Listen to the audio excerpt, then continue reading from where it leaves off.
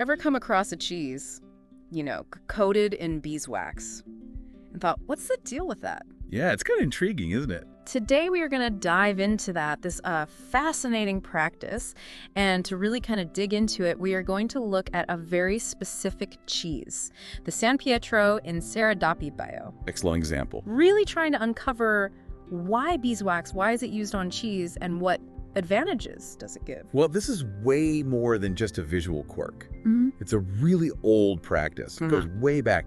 And, our sources really highlight this, that it is more than just tradition. It's a secret to preservation. Like a tried and true method. Yeah, it served a function, a very important function. It's like this natural, almost like a breathable layer, this beeswax.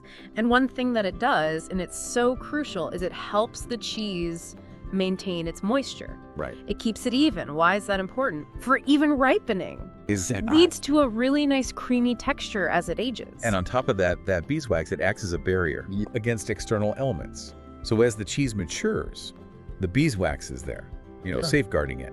The beeswax actually slows down that moisture evaporation. So there's a couple things that leads to. It concentrates the flavor. Absolutely. And it really, you can't deny, it gives it a really cool look. Like visually, it's very appealing. I think what's really interesting too is that it creates a unique environment for the cheese to age in.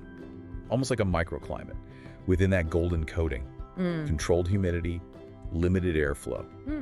And that, really facilitates that slow maturation. Yeah, gradual ripening, that's what we want. And protection from mold and other spoilage factors. Exactly, keeps everything nice and consistent. So let's look at this San Pietro in Bio. This is a Venetian cheese. Yeah, Veneto region of Italy. Right. Made with a very specific local cow's milk.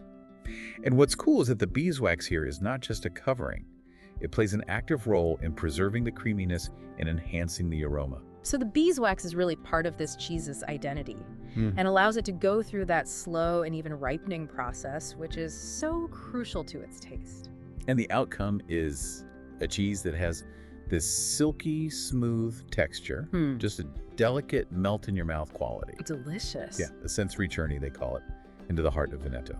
So let's say you have this cheese, the San Pietro in Bio. How should you enjoy it? First things first, you got to peel away that beeswax. Gently peel it away. Before you slice it. And you want to savor this cheese, so let it come to room temperature. Okay. And you can enjoy it with just some crusty bread, maybe a glass of Venetian white wine. Enhance that regional experience. Exactly. And as you're tasting it, really appreciate the creaminess, the aroma, the authentic flavors. It tells a story. This cheese, encased in beeswax, is the story of tradition and nature. Absolutely, and it really goes to show that this practice is not just some quaint tradition. It's a really sophisticated method for preserving the cheese and giving it its unique characteristics, the texture, the flavor, the identity. It makes you wonder about other food preservation techniques and how those methods, which are often unseen, contribute to the taste of what we eat. It's a whole world to explore. Perhaps something delicious for you to think about and research yourself. Thanks for diving deep with us.